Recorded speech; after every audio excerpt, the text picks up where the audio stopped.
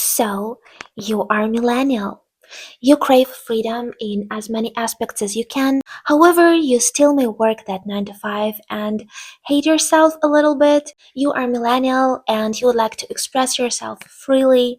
However, you may be afraid that they may think that you are too old for all of this. However, there are no they.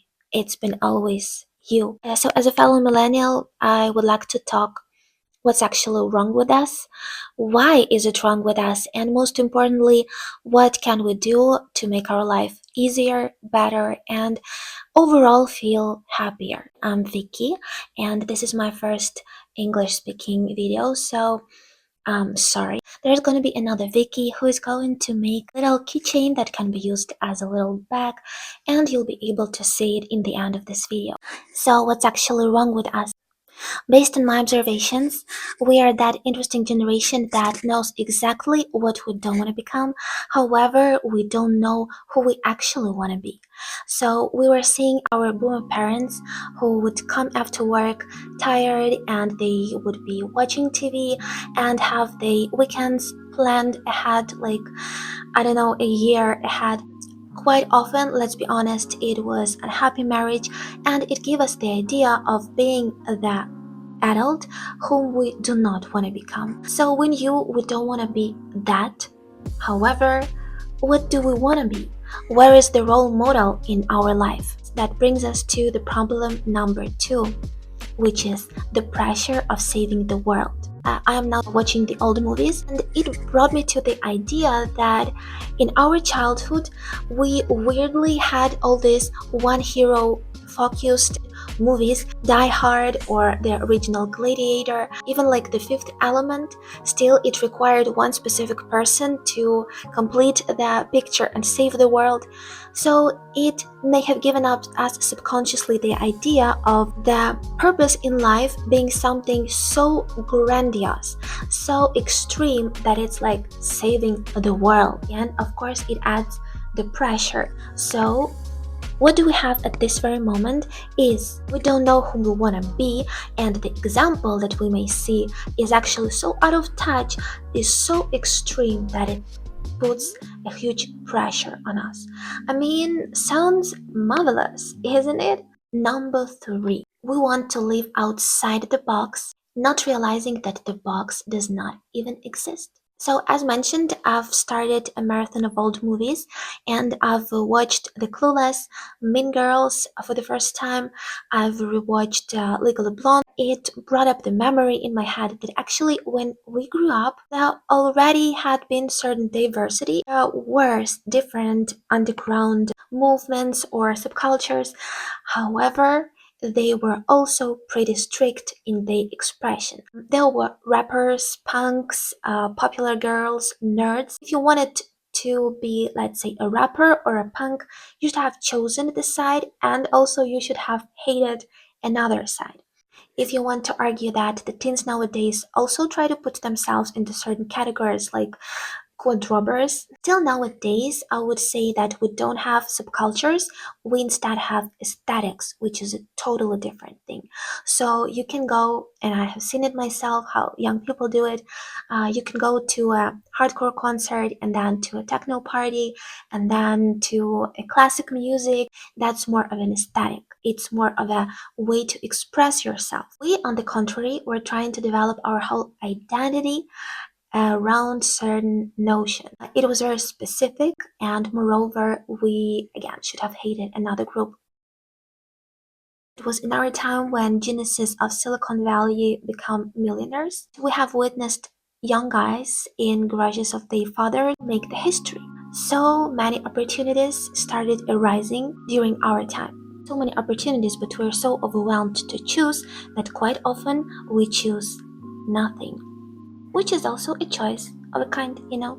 Another thing that we have is that we may be stuck in the loop of self-development. So many people catch the train of therapy to better me, however, they are on the trip all the time, and instead of just living the train on a certain station, they keep jumping from station to station, therapy should not be done to make us super people because we should save the world.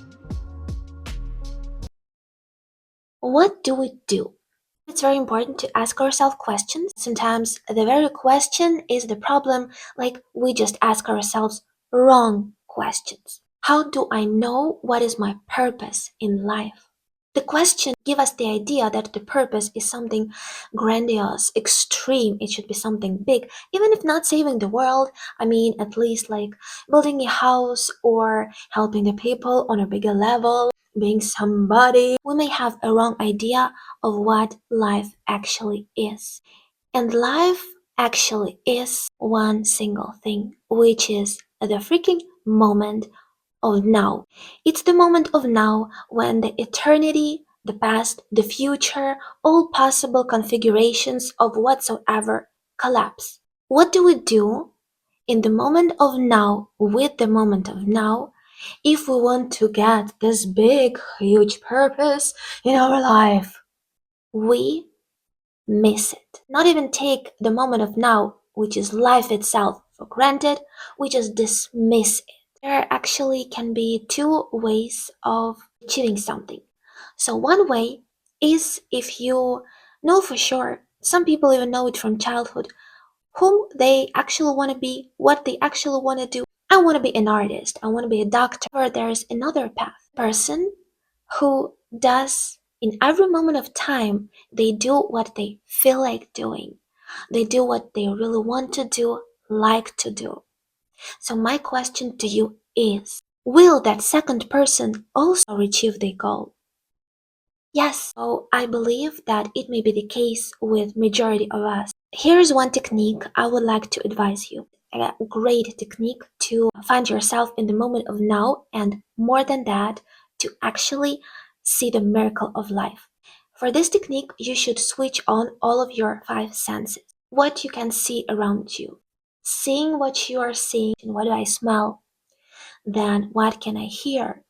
Then what can I taste if possible? Then what are sensations on my body? Try to keep all of these five senses switched on. That's the technique that I would recommend us using to find ourselves in the moment of now. Second question is, how do I finally fit in? I don't know what about you, but through my life, I've been struggling with finding the exact group of people that would get me. On one of our sessions with my psychologist, I was so surprised with what she told me. She said that most common request she gets from people is, how do I fit in the group of people I interact with? And her response was quite overwhelming for me at the time. She said people shouldn't ask how to fit in something that they feel off. They should ask themselves if they actually want to be around this specific people. That simple question hit me hard because that's when I realized that I miss asking myself one very important question, which is, do I really want it? Each of us is the universe on our own. What if there's just no box to fit in? Getting back to the concept of right or wrong choice, actually something that may stop us from making that decision. School light. Nobody ever will approve or dismiss any of your big decisions. Like at school, after school, in university, whatever, at our corporate job, somebody can tell us this is right, this is wrong. If you choose to go to this university or that, to date this person or to move to this city or that city, was there head of everything in this world that would give you a call, even a message, and tell you, I approve your choice. That was a good choice. You can receive A for that choice. Of course, nobody called you. The whole concept of right or wrong is actually wrong. The decision that you make is the right decision, always. Because on a bigger scale, it will anyway bring you to something you meant to have. If we find how unnecessary the questions are that we ask ourselves, we may drag certain part of energy out of it. We may take the pressure out of it and become more relaxed. happier because of that. And I encourage you to ask yourself the right questions. Most importantly, realize that you already are enough. Thank you. Bye bye.